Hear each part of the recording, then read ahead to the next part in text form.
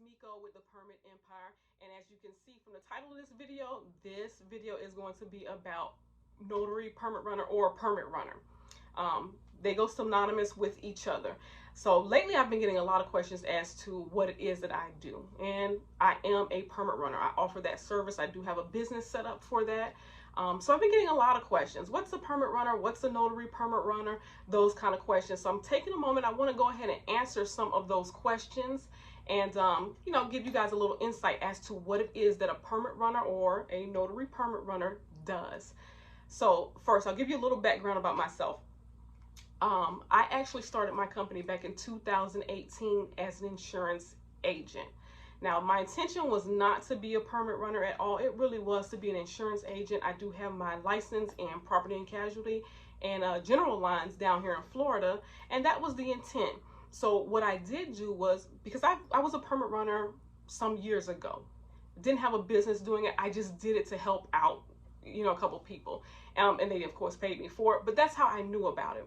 So I knew, okay, I could do it again just as a supplement to my insurance agency business, because I wasn't making a whole lot of money. And of course, we all know one income is still too close to no income. So I said, okay, I'll do the insurance agency, but I'll also do permits just to kind of supplement. And then I noticed that shortly after, I went from being a full-time insurance agent to being a full-time permit runner. And the insurance agency actually became the supplemental income to the permit running services that I provided. So that is how it actually was birthed. I started that back in 2018. Didn't really kick in with the permits until 2019 because it wasn't my focal point. It wasn't my goal to really get into that. So I started that in 2019, and I've been going strong pretty much since then. So that's just a little bit about me. But a permit runner basically is a courier. You're a go-between for a contractor or homeowner. And when I say contractor, I do mean like a plumber, an electrician, a roofer, a licensed pool contractor, that type of thing when I say a contractor. So you act as a go-between for the contractor and the homeowner with the local building department. What happens is the contractor and the homeowner, they get into a contract. Let's say the homeowner would like to get a new pool built in her backyard. So she hires a contractor, right? She hires a licensed contractor. That contractor or even that homeowner may contact you, the permit runner, to say, hey, I have paperwork. I need everything submitted to the building department so that we can get permission or a permit to do this project. That is where you kick in at. You take those documents that they prepare for you, take those documents, you have everyone sign off, and not in all states do they need the homeowner and contractor to sign those documents, but I will say in Florida, you need at least the contractor to sign. But you take those documents, you take them over to the building department, and this can also be something that you do online, but for the most part, I'm going to kind of deal with you being in person.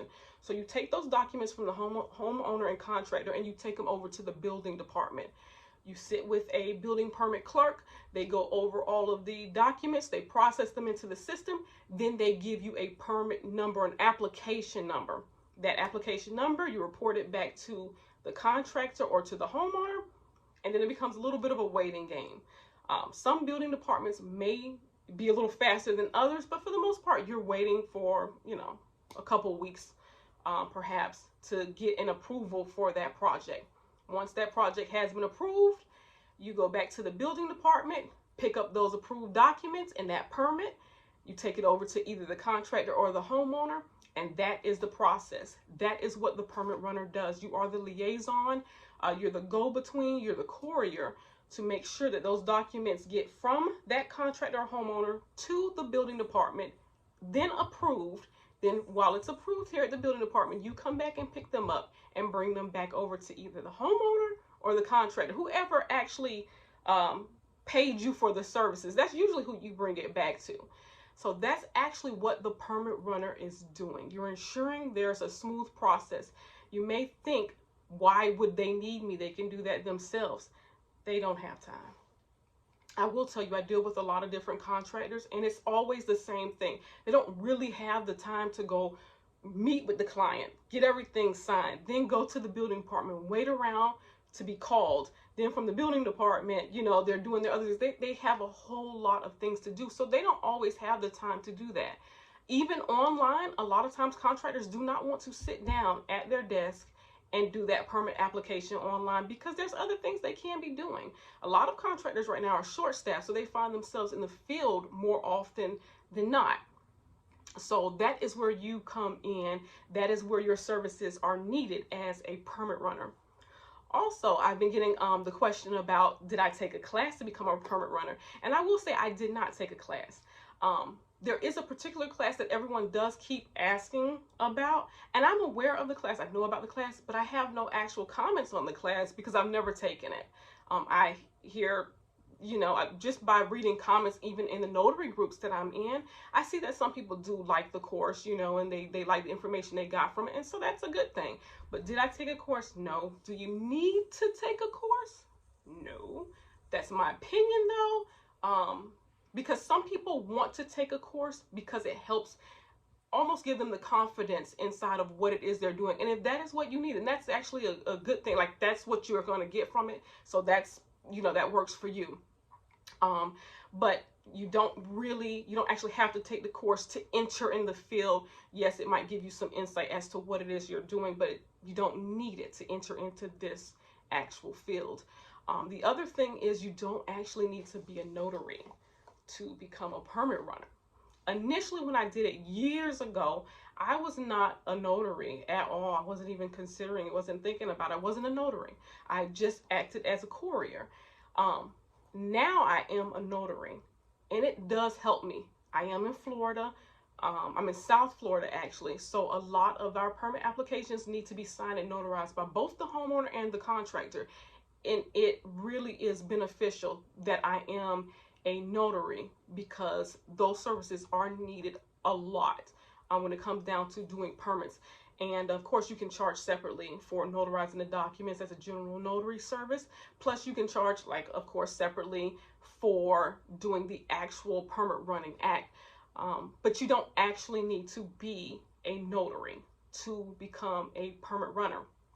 So that's just a few things about the service.